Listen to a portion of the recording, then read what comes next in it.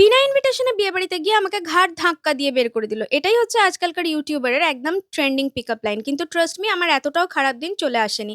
আমি গিয়েছিলাম with invitation আমার বান্ধবী পায়েলের বিয়েতে। She is extremely talented professional makeup artist.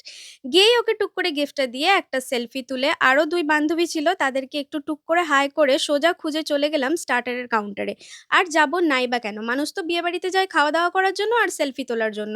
ওই সবকিছু খেয়ে দেয়ে ঢেকুর তুলে বলব, "না, না আমি তো কিছুই খেতে পারলুম না। শুধু ১ প্লেট বাতাস আর ১ গ্লাস জল।"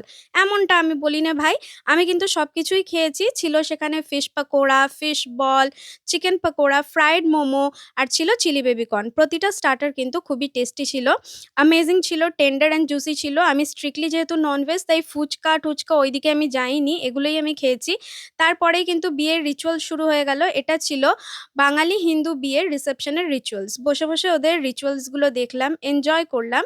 আর ওদের আগামী বিবাহিত জীবন অনেক সুখের হোক এটাই মনে, মনে কামনা করলাম। বেশ ভালো লাগলো, এনজয় করলাম সেদিনটা।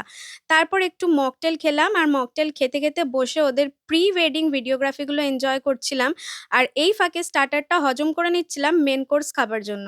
আর মজার ব্যাপার হচ্ছে এটা যখন আমি এডিট করছিলাম দেখলাম রিজা নিচে দিয়ে আইসক্রিম খেতে, খেতে যাচ্ছে। এটা বেশ ফানি ছিল। আমি কিন্তু ভিডিওটা তোলার সময় এটা নোটিস করিনি। এনিওয়েজ আমি মেইন কোর্স খেতে গেলাম। ওখানের অ্যাম্বিয়েন্সটা বেশ ভালো ছিল। ছিল নানের সাথে কিমা উইথ মাটার। তার সাথে ছিল একটা গ্রিন আলুর দম। সাদা ভাতের সাথে ছিল ভেটকি পাতুরি। তার সাথে ছিল বড় সাইজের চিংড়ির মালাইকারি। বাসন্তী পোলাওয়ের সাথে ছিল মাটন কষা। আহা! স্বাদটা ছিল একদম টপ ক্লাস। খাবারের কোয়ালিটি আর টেস্ট দুটোই কিন্তু অ্যামেজিং ছিল।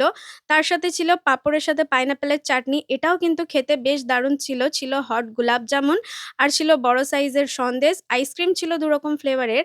আর এ কোনো সাধারণ পান নয় লা। এ হলো সাক্ষাৎ কেরণমালা পান। কারণ তোমরা দেখো এটা হচ্ছে ডান্সিং ফায়ার পান।